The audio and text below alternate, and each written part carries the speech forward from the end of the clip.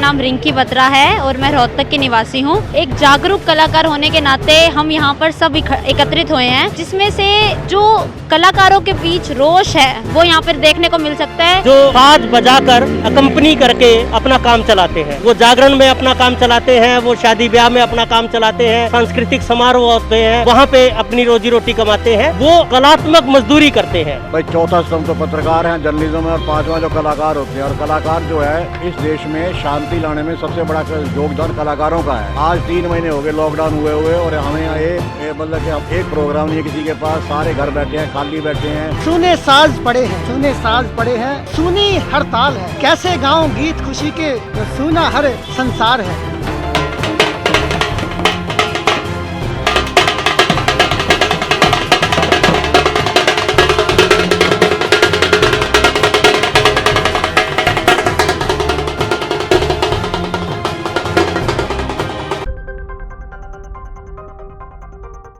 नमस्कार दोस्तों, स्वागत है आपका निशाना पर। सुने साथ सुने सरकार। आज यहाँ पर श्री राम रंगशाला के सामने कलाकार अपनी मांगों को लेकर बैठे हुए हैं, क्योंकि पूरे देश में लॉकडाउन चला हुआ है, जिसकी वजह से कलाकारों का धंधा है जो वो मंदा पड़ गया है। हम जानना चाहेंगे कि ये कलाकार क्यों बैठे हैं, क्या इनकी आखिर मांग क्या है, क्योंकि एक तरफ लॉकडाउन चल रहा है और सरकार ने कहा है कि लोग घरों में रहे और ये बाहर आकर अपना प्रदर्शन कर रहे हैं, विरोध जता रहे हैं। तो हम इनसे जानना चाहेंगे कि आप के ये सुने साज क्यों सुने सरकार। भाई सरकार का फर्ज बनता है हमारी बात सुने जब करने का। सरकार मजदूरों को, किसानों को, लेबर को, हर बंदे की सहायता कर रही है, तो क्या हम लोग हम सरकार के हम जनता नहीं है हम क्या? कलाकार तो ये जो है लोकतंत्र का 5वां स्तंभ होता है। भाई चौथा स्तंभ तो पत्रकार हैं जर्नलिज्म में, और 5वां जो कलाकार होते हैं। और कलाकार जो है इस देश में शांति लाने में सबसे बड़ा योगदान कलाकारों का है। आज 3 महीने हो गए लॉकडाउन हुए और हमें मतलब कि हम एक प्रोग्राम नहीं है किसी के पास, सारे घर बैठे हैं, खाली बैठे हैं, भूखों मरने की नौबत आ रही है। और कलाकारों को 1 पैसे का अनुदान ग्रांट जो भी 3-3, 4-4 हज़ार रुपये महीना सरकार को देना चाहिए, ताकि उनकी रोटी तो चल सके, कम से कम किचन तो चल सके उनकी। यहाँ सरकार ने कुछ नहीं दिया आज तक एक भी कलाकार को। तो त्रिखा जी ये बताइए कि लॉकडाउन से पहले आप महीने में कितना कमा लेते थे? देखिए मैं अपनी बात नहीं करता, मैं तो प्रोग्राम बहुत कम करता हूँ। आपको पता है कि मैं तो रिटायर्ड ऑफिसर हूँ, तो मेरे को तो पेंशन आ जाती है। लेकिन बेचारे कलाकार जो हैं उनको क्या था कि किसी को 1 प्रोग्राम मिल गया, किसी को 2 मिल गए। फिर मोस्टली क्या था, हमारे जो है ना खाली सरकार के ऊपर डिपेंड नहीं थे। शादियां होती थी, ब्याह होते थे, जागरण हो गए, कीर्तन हो गए, तो जितने भी साजिंदे हैं, गाने वाले कलाकार हैं, उनको वहाँ काम मिल जाया करता। फिर ये कई सरकारी स्कीमें हुआ करती, तो नुक्कड़ नाटक वालों को वहाँ काम मिल जाया करता। तो इतना था कि उनकी रोटी चल रही थी। लेकिन आज के दिन क्या है कि ना तो किसी को ना तो आपको पता है कीर्तन होना है, ना जागरण होना है, ना कोई सरकारी फंक्शन होना है, ना शादी ब्याह है। तो वो कलाकार बेचारे इतने परेशान हो चुके हैं ना कि मैं कई ऐसे कलाकारों को जानता हूँ जो बेचारे भूखों मरने की उस पर आ रहे हैं, कगार पे आ रहे हैं। अपने लेवल पे हम लोग क्या कर रहे हैं कि जिसका भी जो बनता है, हम जितनी हेल्प कर सकते हैं अपने हिसाब से हम कर रहे हैं। लेकिन सरकार ने इनकी किसी की मदद नहीं करी, और सरकार का ध्यान अपनी तरफ आकर्षित करने के लिए आज देश भर में ये 2 जून की रोटी के लिए ये प्रदर्शन किए जा रहे हैं। प्रदर्शन भी नहीं कहते हम तो, एक ये सिंबॉलिक प्रदर्शन है, तो ये किया जा रहा है, सिंबॉलिक है ये। इसमें ना तो हमने कोई 144 की धज्जियाँ उड़ाई हैं, सब दूर दूर खड़े हैं, 4 बंदे नहीं खड़े यहाँ पे। और सेकेंडली जो है अपना सोशल डिस्टेंसिंग की, मास्क की, सारी चीज़ों का ध्यान रखा गया है। चलिए हम आगे चलते हैं। यहाँ पर बैठे हैं एक जोकर बने हुए। क्या आप मौन व्रत धारण किए हुए हैं? अच्छा, तो चलिए अगले कलाकार के पास चलते हैं। हम इनसे जानना चाहेंगे कि आप ये प्रदर्शन क्यों कर रहे हैं। आपका नाम क्या है जी? सत्येंद्र सहरावत। आप क्या करते हैं? मैं बेसिकली थिएटर और फिल्म आर्टिस्ट हूँ। अच्छा, लॉकडाउन से पहले आप कितना कमा लेते थे जिससे आपका काम चल जाता था? देखिए, कमाई की तो यहाँ बात ही नहीं है कुछ भी कि कितना कमा लेते थे या कितनी अब कमा लेंगे या नहीं कमा पा रहे हैं।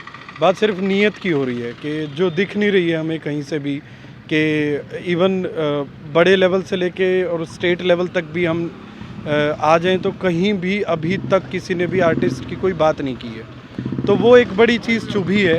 और उसी चीज़ को आगे रखने के लिए हम लोग आज इकट्ठा हुए हैं, सिर्फ ताकि हम थोड़ी देर बैठ सकें और कम से कम लोगों की नज़रों में इतने आ सके कि हाँ, हम सरवाइव कर रहे हैं, हम हैं।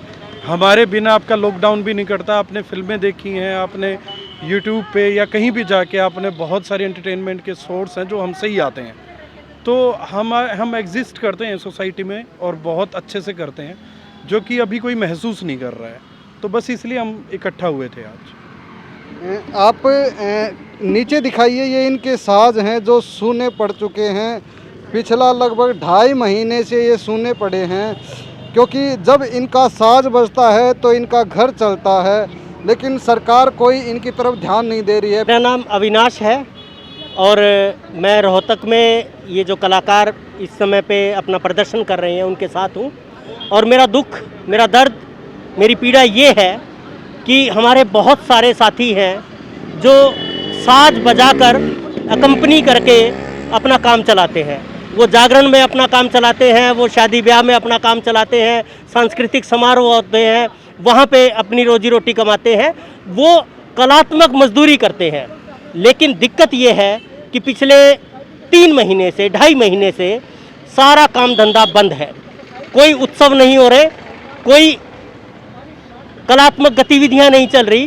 तो हमारे जो साजिंदे हैं, जो दिहाड़ी करते हैं, कलात्मक दिहाड़ी करते हैं, उनकी ज़िंदगी पे बहुत बड़ा एक रिस्क है और भूखे मरने की नौबत है। लेकिन वो उनकी एक गरिमा है, उनकी अपनी इज्जत है, इसलिए वो भीख नहीं मांग सकते, वो सड़क पे नहीं निकल सकते।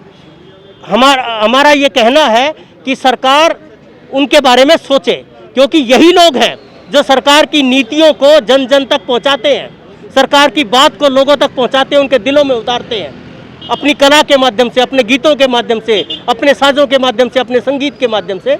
लेकिन सरकार इनके बारे में कुछ नहीं सोच रही है, ना केंद्र सरकार। 20 लाख करोड़ का सरकार ने दावा किया कि हमने लोगों को राहत दी है। असल में तो ये राहत नहीं है, लेकिन अगर इसको मान लिया जाए तो कलाकारों के हिस्से में क्या आया? कोई संस्कृति मंत्रालय, कोई कला और संस्कृति का महकमा क्या इन कलाकारों के बारे में सोच रहा है?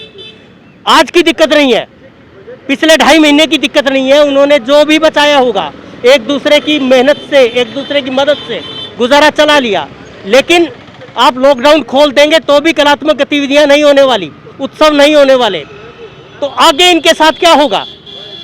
हमारा ये मांग है और ये कहना है कि इन लोगों के बारे में सरकार सोचे और इनको राहत प्रदान करे। मेरा नाम रिंकी बत्रा है और मैं रोहतक की निवासी हूँ। एक जागरूक कलाकार होने के नाते हम यहाँ पर सब एकत्रित हुए हैं, जिसमें से जो कलाकारों के बीच रोष है वो यहाँ पर देखने को मिल सकता है। इतनी तपती दोपहर में 40 के पार जहाँ पर डिग्री टेम्परेचर है, यहाँ पर कलाकार एकत्रित हुए हैं। इनकी मांग ये नहीं है कि यहाँ पे उत्सव कर दो या फिर कोई मनोरंजन कार्य कर दो, लेकिन मेरा एक सवाल है सरकार से, लोगों से ये सवाल है कि क्या कलाकार सिर्फ मनोरंजन के लिए है? क्या कलाकार सिर्फ तुम्हारा मनोरंजन कर सकते हैं? उनकी रोजी रोटी जो कलाकार चाहते हैं, सरकार ने उसके प्रति कभी भी, चाहे अब लॉकडाउन की बात कर लीजिए, चाहे पहले देखा जाए, सरकार ने कभी कोई ठोस कदम नहीं उठाया गया।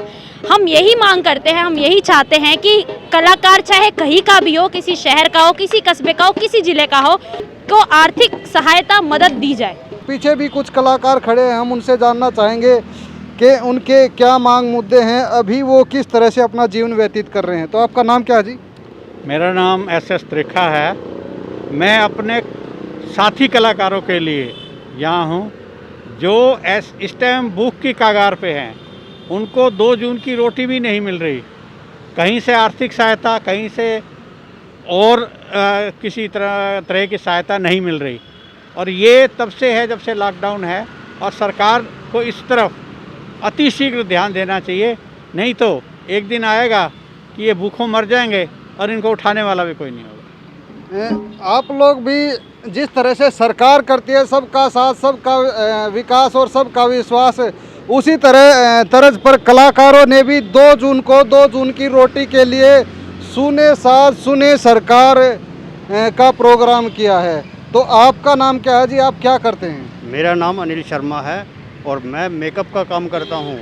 लेकिन ये डिस्टेंस के चक्कर में और कोरोना के चक्कर में हमारा डिस्टेंस तो ख़त्म हो गया ना, तो बगैर डिस्टेंस के काम कैसे चलेगा हमारा, इस कारण हम भूखे मर रहे हैं। तो आप लॉकडाउन से पहले अंदाजन लगभग औसत कितना कमा लेते थे महीने भर में? महीने भर में 8-10 हज़ार के आसपास कर लेते थे, लेकिन आज ऐसी नौबत आ गया है कि रोटी भी मांग के खानी पड़ती है हमें। तो अभी घर का खर्च कैसे चल रहा है? कहाँ खर्च चल रहा है, तो खाली बैठे हैं, खाली बैठे हैं। कोई देता नहीं है, हम क्या करेंगे। तो सरकार की तरफ से कुछ राशन या कुछ और चीज़ मिली आपको? अभी ऐसा कुछ नहीं मिला हमें, सब खाली बैठे हैं। तो सभी कलाकार खाली बैठे हुए हैं। हम ढोलक मास्टर से जानना चाहेंगे जो बैठा हुआ है, जोकर बने हुए हैं हम, क्योंकि पहले उन्होंने कुछ नहीं कहा था। इनसे जानना चाहेंगे कि ये अपना साज इस तरह से जमा कर क्यों बैठे हुए हैं। हाँ, तो मिस्टर आपका नाम क्या है, आप बताएंगे? मैं कलाकार हूँ, मैं कलाकार नहीं हूँ। सुने साज पड़े हैं, सुने साज पड़े हैं, सुनी हड़ताल है। कैसे गाऊं गीत खुशी के, जो सुना हर संसार है। बजता था ढोलक मेरा, हिलता था ठुमका तेरा। बजता था ढोलक मेरा, हिलता था ठुमका तेरा। बजता था बाजा भी, सुर कहीं तब लगता था। नई नई धुनें बनाता था, नई नई धुनें गढ़ता था। जीना यहाँ मरना यहाँ, गीत खुशी से गाते थे, महफिल में रंग जमाते थे। कभी ट्रेजेडी, कभी कॉमेडी कभी ट्रेजेडी, कभी कॉमेडी, कभी हंसते, कभी हंसाते, कभी रोते, कभी रुलाते। अभिनत कभी हंसते, कभी हंसाते, कभी रोते, कभी रुलाते। कभी राजा इडिपस बन जाते, कभी कर्नल सूरज सिंह का रोल निभाते। कैसा मंच पर कमाल लगाते। फिर वो दर्शकों की वो ताली जब भरती थी, हमारी जेबें खाली। अब ना वो सुर रहा, ना वो ताल रही, ना कदमों की वो तान रही, अभिनेता की ना आन रही। मंच भी खाली, पेट भी खाली, खाली गुजरती हर शाम निराली। सुनती नहीं अब कहीं वो दर्शकों की ताली, जो भरती थी हमारी जेबें खाली। इसीलिए तो सुने साज पड़े हैं, सुनी हर ताल। कैसे गाएं गीत खुशी के, जब सबका हो बुरा हाल, जब सबका हो बुरा हाल। तो इन महाशय ने अपना जो विरोध है वो अपनी कविता के माध्यम से दर्शाया है, किया है कि सुने पड़े हैं साज और सुनी पड़ी है ताल। कैसे गाए गीत खुशी के, जब सुना है हर संसार। तो ये लोग यहाँ पर विरोध प्रदर्शन कर रहे हैं, हालांकि सोशल डिस्टेंसिंग का पूरा ध्यान रखते हुए। हाँ जी, हाँ जी। तू कौन है? हम ये पूछ रहे कि हम कौन है। हम भी आपकी तरह पत्रकार हैं जी, मतलब कलाकार हैं, हम भी कलाकार हैं। हमारी भी ये मांग है कि सरकार को सुनना चाहिए, सरकार को देखना चाहिए, क्योंकि पिछले 2.5 महीने से कोई काम नहीं है। सबके काम धंधे बंद हो गए हैं, तो इनका घर कैसे चलेगा। सरकार को सोचना चाहिए, सरकार को सुनना चाहिए, क्योंकि साज अगर सुने हो गए तो संसार भी सुना हो जाएगा। बने रहे निशाना के साथ। धन्यवाद कैमरामैन रवि के साथ।